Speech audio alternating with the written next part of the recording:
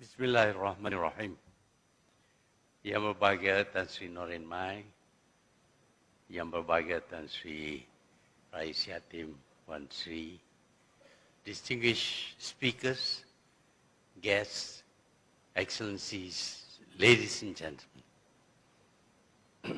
Firstly, I would like to thank the organizers for giving me the task of introducing the subject for our forum today.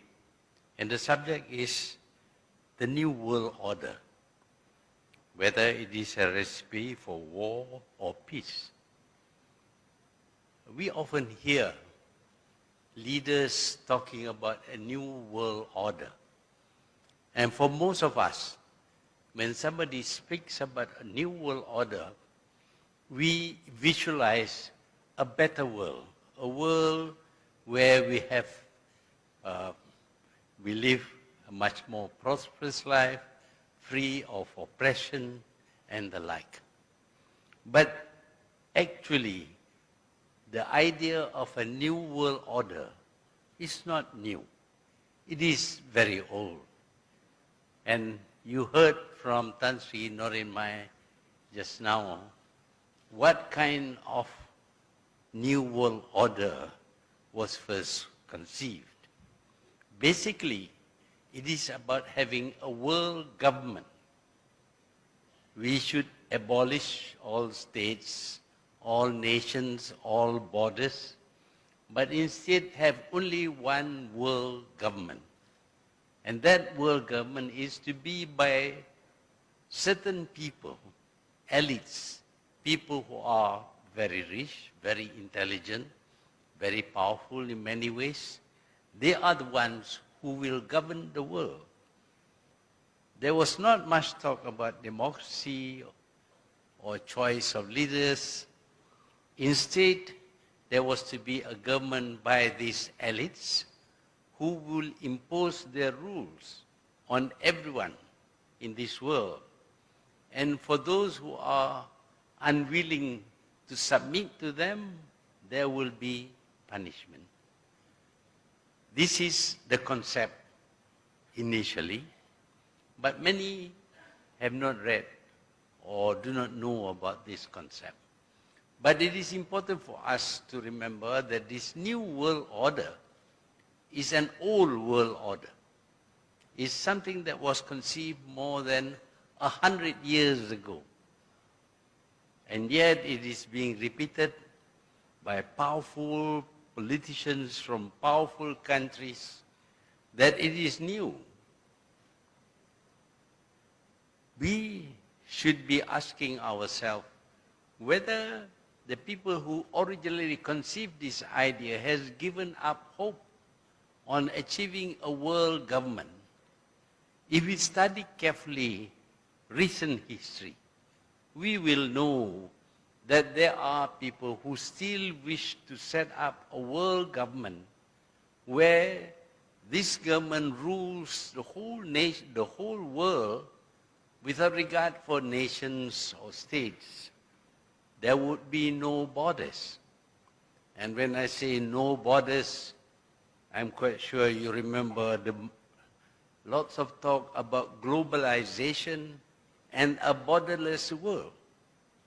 Globalization and a borderless world is an expression that relates to the concept of the New World Order as it was first conceived.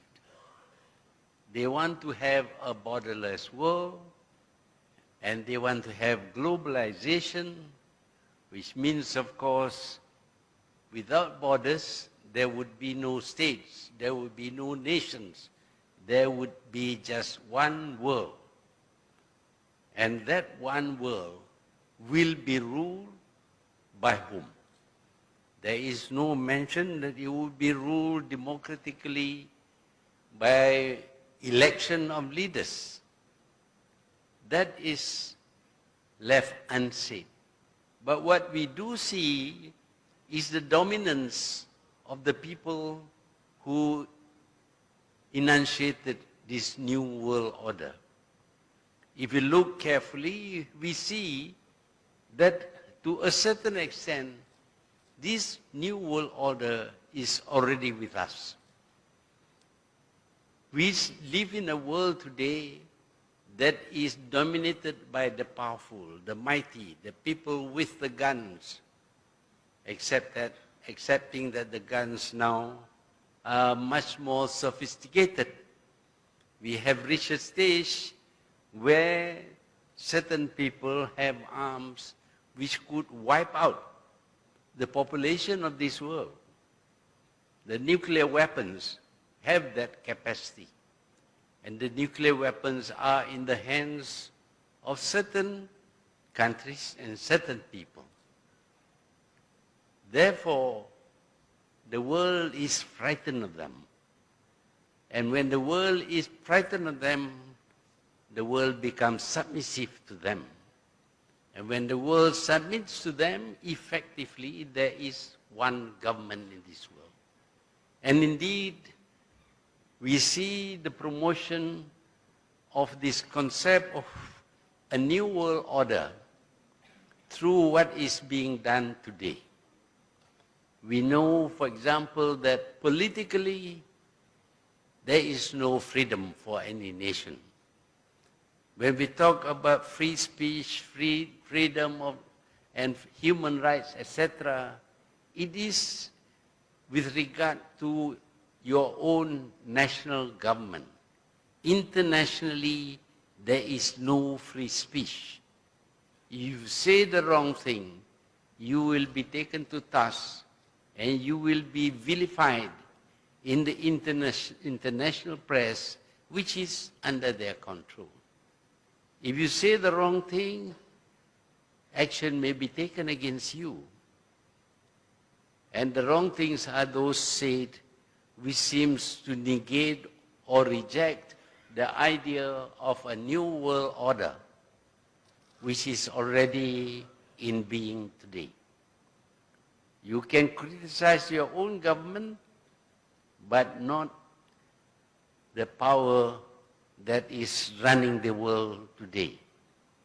So we find that already there is a new world government enforced with powerful military forces and a willingness to subvert and undermine the governments of all countries.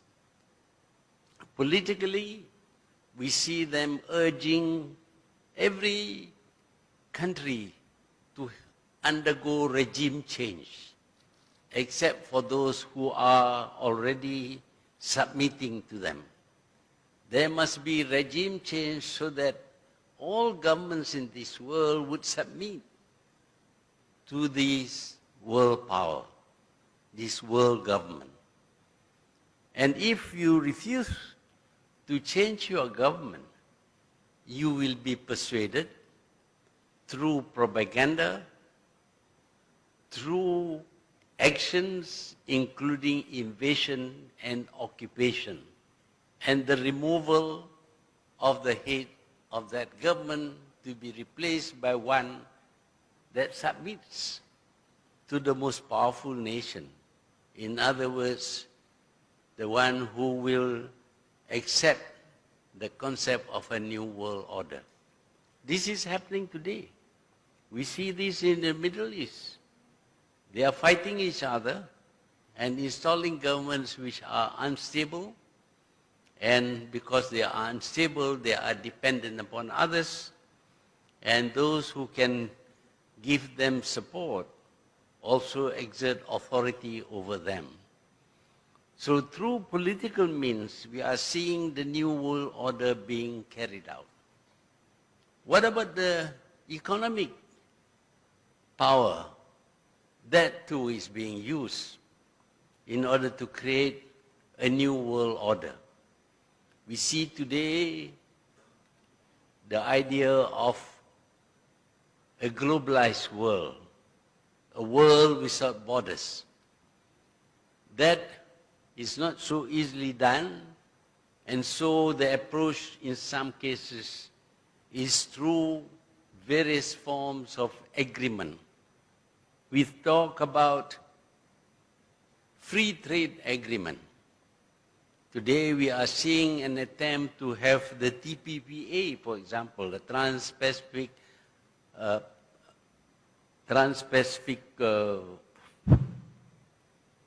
Partnership Agreement.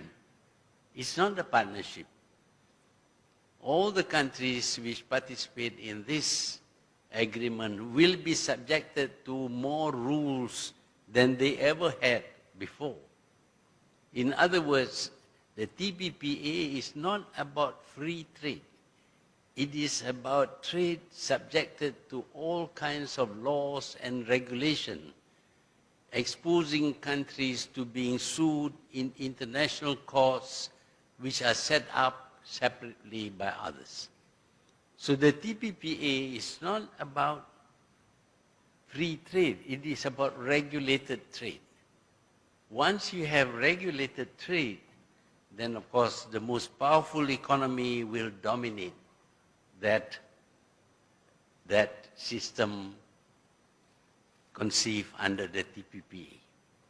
So you can see that an attempt is being made to control commerce, international commerce.